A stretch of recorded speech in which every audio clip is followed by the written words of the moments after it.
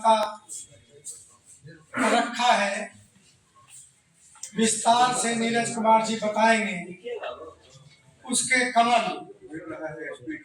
मैं दो चार बिंदुओं पर ध्यान आकृष्ट करना चाहूंगा। सबसे पहला जो सवाल है कि एक फेक व्यक्ति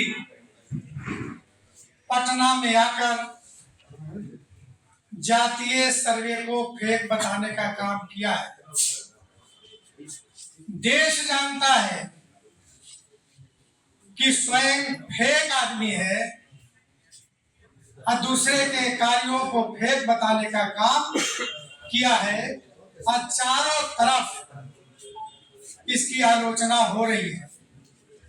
आश्चर्य तो तब लगता है कि जो बिहार के प्रतिपक्ष के नेता जो जनगणना कराने का दावा करते हैं और उनके घर जाकर नाश्ता करता है वो फेक व्यक्ति, और एक शब्द भी उन्होंने नहीं कहा कि आपने जो फेक कहा है वो सही नहीं है।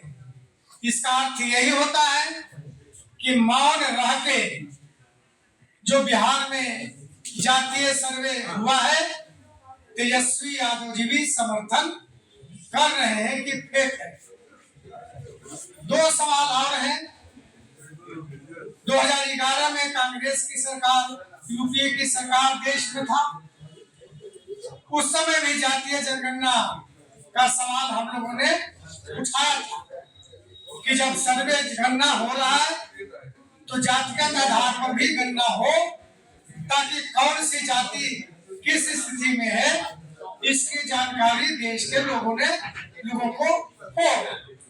लेकिन कांग्रेस नहीं किया इन चीजों पर, तो ऐसा व्यक्ति जिसकी पार्टी स्वयं जातीय जनगणना के खिलाफ है, वह दूसरे द्वारा कराए गए जातीय जनगणना को फेक बताने का काम कर रहा है। तीसरी बात हम कहना चाहते हैं कि जो पाप कांग्रेस ने देश में किया, आज उसी पाप को उठाकर दूसरे पर आरोप लगाते हैं।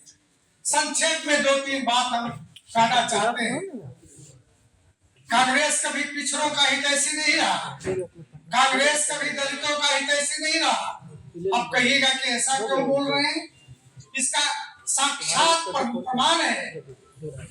गठित किया गया था पिछड़ों को राष्ट्रीय स्तर पर आरक्षण देने का।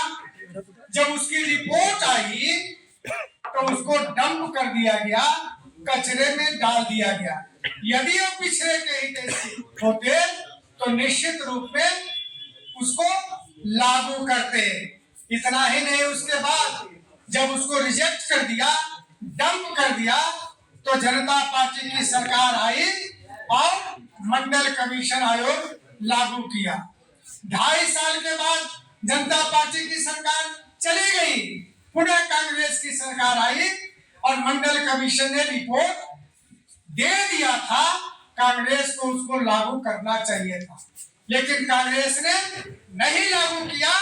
इसलिए लागू नहीं किया कि उसकी मानसिकता ही पिछड़ों, अति पिछड़ों का विरोधी रहा है, इसलिए वह लागू नहीं किया। जब आदरणीय बीपी सिंह जनता दल की सरकार बनी तब यह मंडल कमीशन लागू किया गया। इसीलिए मैं कहता हूं कि कांग्रेस मूल रूप से जन्मजात पिछड़ा विरोधी है, उसकी मानसिकता पिछड़ा विरोधी है, और राहुल गांधी उसी को आज तक धोने का काम कर रहे हैं। तीसरा सबसे अंतिम सवाल हम पूछना चाहते हैं तेजस्वी से भी और कांग्रेस के लोगों से। क्या आपने किया था 75 में? संविधान लेकर आप घूम रहे हैं। किसने संविधान को समाप्त करने की कोशिश की थी? 42वां संशोधन, मित्रों पढ़ लीजिएगा और देख लीजिएगा। 42वां संशोधन संविधान में करके नागरिकों का जो अभिव्यक्ति की आजादी थी उस पर बैन लगा दिया।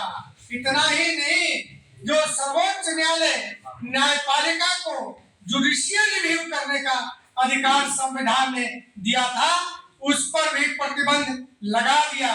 यानी जो मूल रूप से लोकतंत्र का जो धारा था उसको रोकने का काम कांग्रेस ने किया था।